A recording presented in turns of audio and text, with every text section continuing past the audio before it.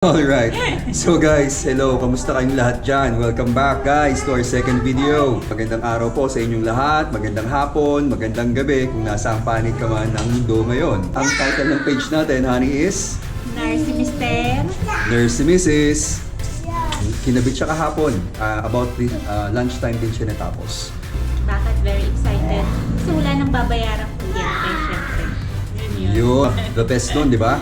Yun yung huwag kasawa ng aircon during the day. So hindi ka na nag-aalala ng bills mo kapag napon yung aircon ngayong summer. Especially ngayong summer dito sa Australia. Ready na ba kayo? Alright. Join us! Alright guys, so sila yung maglalagay ng solar panels dun sa bahay. Yan. So ito yung solar panels. Ito yata yung solar panels natin. Yan. So a total of 18 solar panels. 1, 2, 4, 6, 8, 10, 12, 14, 16, 18 panels. Yan. Okay guys, so eto naman, nagpe-prepare na sila ng mga frames na gagamitin nila para sa bubong namin. So mamayang konti lang, makikita nyo na kinakabit na yung frames. At later on, makikita nyo rin na yung mga screws na kinabit nila sa bubong. Sobrang ingay actually guys. So medyo nahiya din ako sa kapitbahay namin dahil hindi naman ako nakapagsabi sa neighbors na maglalagay sila ng ganitong kaga. So they came in here at 7:30 in the morning. So medyo maaga talaga yun. And hindi na nga kami hindi pa kami nakakapag-breakfast. That time, inasikaso pa lang yung anak kong si Sophia. Because she's gonna get ready for school that time. So ito yung inverter namin, kinakabit niya ngayon. Ayan. Ang brand ng inverter is Growatt. It's actually 5,000 kilowatts, yun yung maximum capacity niya.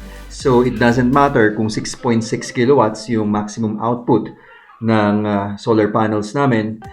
Ang mangyayari is once this is up, dahil 5,000 lang yung capacity ng Growatt. So, kilowatts, 5,000 kilowatts lang ang capacity niya. So, ang mangyayari is, yun lang yung maximum input. But then, 5,000 is a lot, guys. Sobrang dami nun para sa residential property. Enough na siya para patakbuhin ng isang, bahay with 5 people living in it. Okay, guys. Eto, excited na ako makita nyo yung bubong namin ngayon. Kasi makikita nyo sa roof na ang daming screws, ang daming anchors ang kinabit sa bubong. So sobrang ingay niya and medyo matagal din sila nagkabit ng screws sa bubong. So nahiya ako sa kapitbahay. Tingnan nyo guys, sobrang dami, di ba? Ang ingay. Ang ingay niyan kanina. So nahiya ako sa kapitbahay namin kasi hindi ako prepared. Hindi ko alam ganun pala siya kaingay. Tsaka yung vibration talagang nagkakos ng more noise. Especially yung bubong namin is made of yero, di ba? Hindi siya tiled. So, yung tiled baka mas less yung noise. Okay guys, so ito yung meter box namin. Napaka-organized, di ba?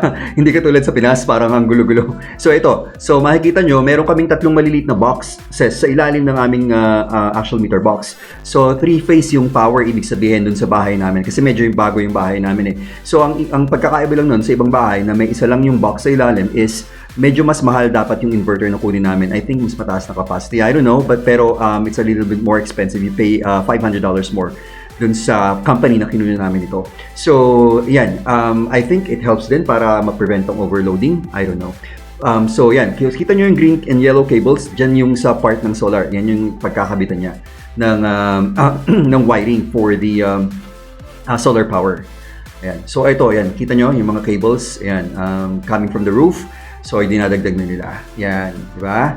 So, malapit na tayo sa completion. Ito na yung roof, guys. So, yan. So, ito na yung roof namin ngayon.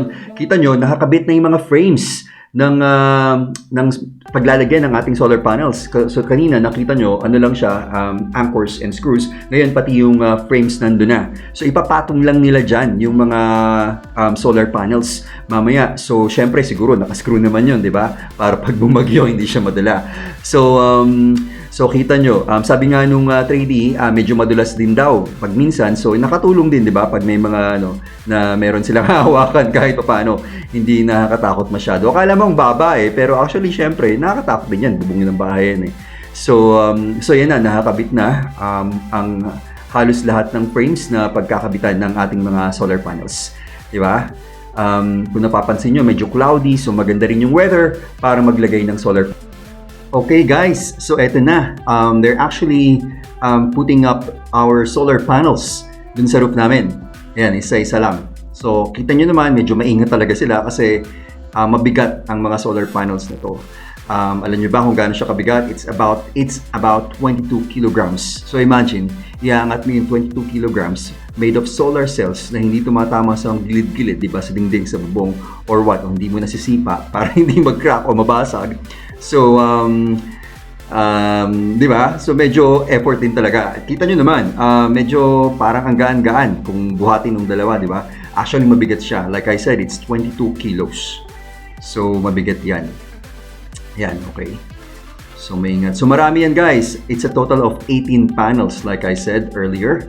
Ayan, tingnan natin close up. Ayan, oh, ganun ang itsura niya. Very attractive ang Seraphim panels. Actually, yung Seraphim panels, nagustuhan ko siya. Maraming tao ang may gusto sa Seraphim panels. Mataas ang customer service rating niya. It's about 4.9 out of 5 kasi nga very attractive looking ang Seraphim panels. Hindi siya yung nakakasira ng itsura ng bahay. Maganda na black talaga siya, tapos maganda yung print sa ibabaw niya ng mga solar cells. Yung solar cells, they're made of silicone ingots. Doon gawa ang ating solar cells. Yan. So, ang Seraphim panels, they are classified as Tier 1 solar panels. Ang ibig sabihin lang nun, kapag Tier 1 solar panel ka, that means they have met a certain criteria para ma-achieve yung Tier 1 solar panel. So, hindi siya basta-basta solar panel, that means. Okay? So, they're typically made in China, pero don't get them wrong, hindi yan hindi yan basta gawa lang sa China, kundi pangtapat din yan sa mga US made at saka Australian made solar panels. Yan. So malapit na nilang makumpleto yung solar panels sa bubong natin. So nililaid out muna nila yan isa-isa. Okay? Di ba? Ang dami niyan, ang dami, nakakapagod yan, guys. Actually, tinanong ko sila kung may trabaho pa ba sila this afternoon. Sabi nila, hindi, isa lang ang trabaho nila. So, not bad, right? It's a good job, actually, kasi ilang oras lang nila sila nagtrabaho. And then, tapos na sila sa work nila. Actually, it's a total of about 3 or 4 hours, I think, sila sa bahay. Kasi nag-start sila about 7:30, natapos sila 8:30 na. So, about 11:30 or around lunchtime, natapos sila. So, it's about 4 hours din silang nag-install sa bahay. So, pero hindi madali ang trabaho nila, guys. Kita mo naman, parang ang dali-dali, di ba? Umakit, naglalakad lang siya sa bubong na ganyan. Pag dumulas ka, bagsak ka, bali ang buto mo dyan. Di ba? So yan, nakakailan na ba si Kuya? Medyo marami-rami na rin siyang nalalagay sa roof natin. Ayan. Okay.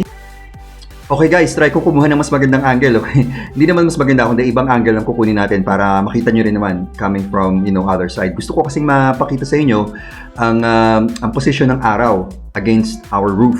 Kasi ang nakasalalay doon ang pag-maximize ng power ng araw, ng sikat ng araw. So ideally, dapat ang bahay mo, ang solar panels mo ay nakaharap either sa east side or sa west side. Luckily, sobrang swerte namin, yung bahay namin, nakaharap siya dun sa east side. So, kuhang-kuha namin yung araw, mula umaga hanggang hapon, may power kami coming na nahaharness from sunlight. So talagang kuhang-kuha namin lahat yan. Tingnan natin ng konti. Kasi medyo cloudy ngayon, so hindi masyadong kita.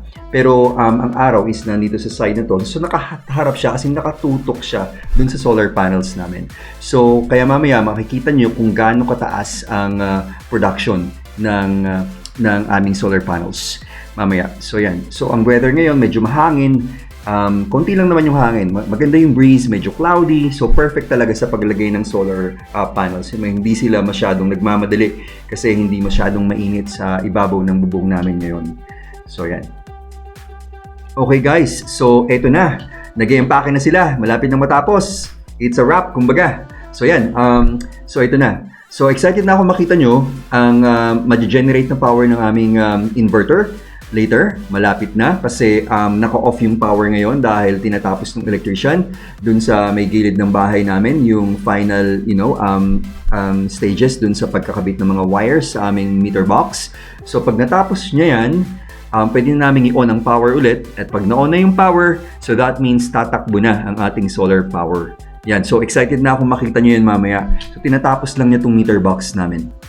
Oh, eto na. Okay guys, eto na. So yan, fully installed na ang ating Growwatt inverter. So nakikita nyo, I'm currently downloading yung app ng Growwatt sa phone ko ngayon. Madali lang naman yung instruction, hindi naman masyadong mahirap. So very user-friendly siya actually. Napaka-simple lang nung process nung pagda-download nung ating application sa phone. Pasensya na po sa phone ko, basag yung screen, naka-tape lang siya, di ba? So yan, pasensya na po, nalaglag last month eh. So yan, so pakita ko sa inyo din guys yung Growwatt inverter kasi makikita nyo yung dongle na nakakabit dun sa sa ating inverter sa baba. So kita nyo, di ba? So yun yung black thing. So that what makes it capable to connect to the internet. At ito, nakita nyo naka-on yung ating solar power. Diyan, nakakabit na siya. Okay? So yan yung maliit na screen sa ating inverter.